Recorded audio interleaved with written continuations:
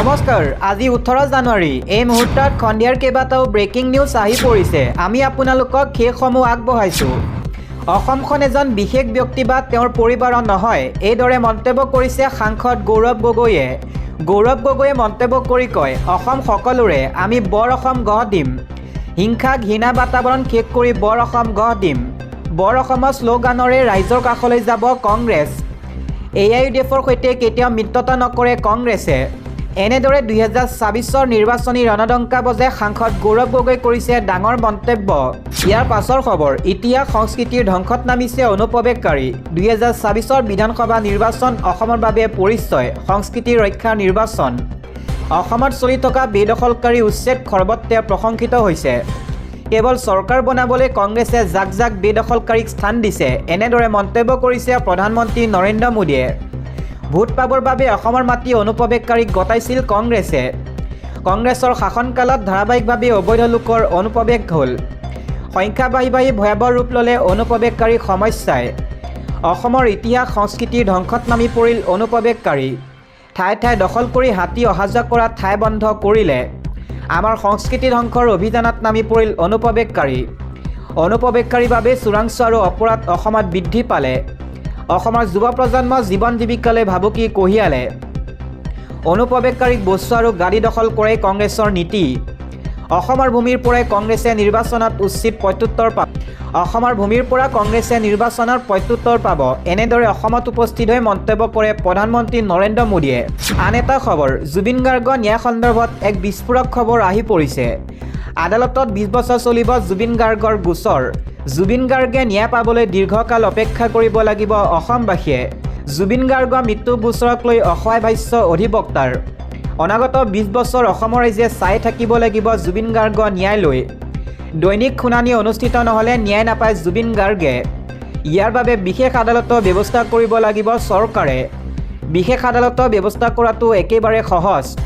কিন্তু চৰকাৰৰ হাতত আছে মাত্ৰ 15 পৰা 16টা দিনৰ সময় চৰকাৰে ইচ্ছা কৰিলে এতিয়াও ব্যৱস্থা কৰিব পাৰে বিশেষ আদালতত শুনানি হ'লেহে ন্যায় পাব জুবিন গাৰ্গে গুৱাহাটী উকিল সন্থাৰ সভাপতি অপূৰ্ব শৰ্মাৰ এই বিস্ফোৰণ আন এটা খবৰ দিল্লী বিমানবন্দৰত পুনৰ ভয়ংকৰ ঘটনা ইণ্ডিগো বিমানত বোমাতংক জৰুৰী অৱতৰণ 222 গৰাকী যাত্ৰী কঢ়িওৱা বিমানৰ দিল্লীৰ পৰা বাগতগোৰা অভিমুখী আছিল বিমানখন খবৰ বিয়পাৰ পাছতেই জৰুৰী অৱতৰণ কৰা হয় বিমানখন টেক অফৰ পাছৰে ATCয়ে লাভ কৰিছিল ভাবুকি উৰণৰ পাছতে ভাবুকি ভৰা পত্ৰ প্ৰেৰণ দুৰ্বৃত্তৰ লগে বিমানখন খালী কৰি আৱৰি ধৰিলে আৰক্ষীয়ে ইয়াৰ পাছৰ খবৰ গ্ৰেপ্তাৰ হ'ব নেকি আমছুৰ প্ৰাক্তন সভাপতি ৰেজাল কৰিম সৰকাৰ ৰেজাল কৰিমক জেলত ভৰোৱা হুংকাৰ মুখ্যমন্ত্ৰী হিমন্ত বিশ্ব শৰ্মাৰ শিক্ষা জেদ কৰা দাবী কৰিছিল ৰেজাল কৰিমে এই মন্তব্যৰ পাছতে মুখ্যমন্ত্ৰীৰ প্ৰতিক্ৰিয়া জিহাদ শব্দতে 2 নম্বৰীক বুজায় ৰেজাল কৰিমে শিক্ষাৰ বিকাশৰ সলনি জিহাদৰ কথা কৈছে এনেকুৱা কৰি থাকিলে জেলত ভৰাব লাগিব ৰেজাল কৰিমক বেছি কথা কৈ থাকিলে জেলত যাব লাগিব ৰেজাউল মিয়া মুছলমানৰ একাংশই সকলোতে জিহাদ কৰিছে মৰিগাঁওক ইণ্টাৰনেট জিহাদৰ কেন্দ্ৰ কৰিছে মিয়াই বিজেপি নাথাকিলে ৰেজালৰ দৰে লোক অসমীয়া বৰঘৰত সোমালহেঁতেন আন এটা খবৰ বিন্দাছ আছে শ্যাম কানু সিদ্ধাৰ্থ ভয়ানক শাস্তি দাবী কৰিছে গৰিমা শইকীয়া গাৰ্গে শ্যাম কানু সিদ্ধাৰ্থ শৰ্মাৰ মুখত নাই কোনো অনুশোচনা শ্যাম কানু সিদ্ধাৰ্থ নাই স্বাস্থ্যজনিত পাৰ্থক্য আদালতৰ বাহিৰত জুবিন গাৰ্গৰ পত্নী গৰিমা শইকীয়া গাৰ্গৰ এই বিস্ফোৰণ ভয়ানক শাস্তি দিব লাগে অসুৰকেইটাক অসুৰ বধ কৰা বাহিৰে গত্যন্তৰ নাই ভাতৃ হিচাপে সন্দীপন গাৰ্গে সকলো সঁচা কথা কওক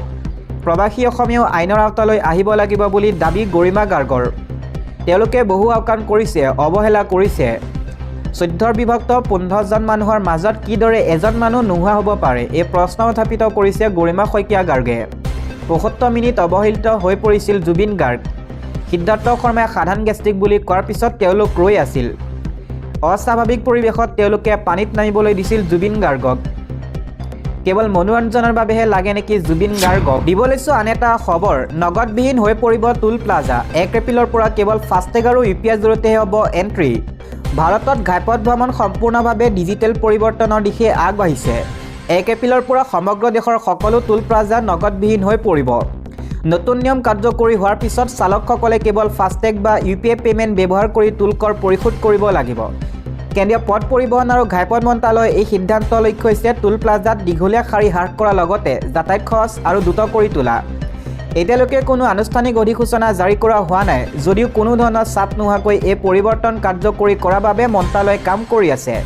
নগদ ধনৰ ব্যৱস্থা নাইকিয়া হ'লে যান-জঁটৰ সমস্যা হ্ৰাস পোৱাৰ লগতে ঘাইপথ যাতায়াত অধিক আৰামদায়ক হ'ব।